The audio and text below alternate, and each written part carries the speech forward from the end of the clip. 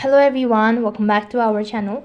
Today in this following video I'll be showing you the ways to withdraw crypto from Binance.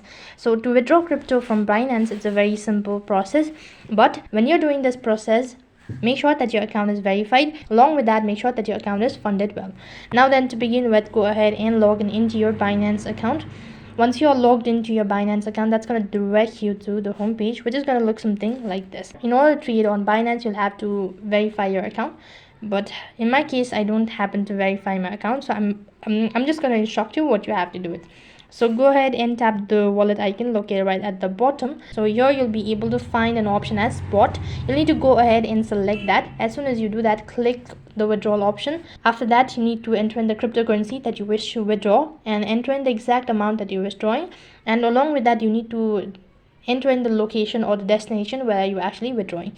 Once you've done that, review the information and then you'll be notified with a statement that you've successfully withdrawn crypto from Binance.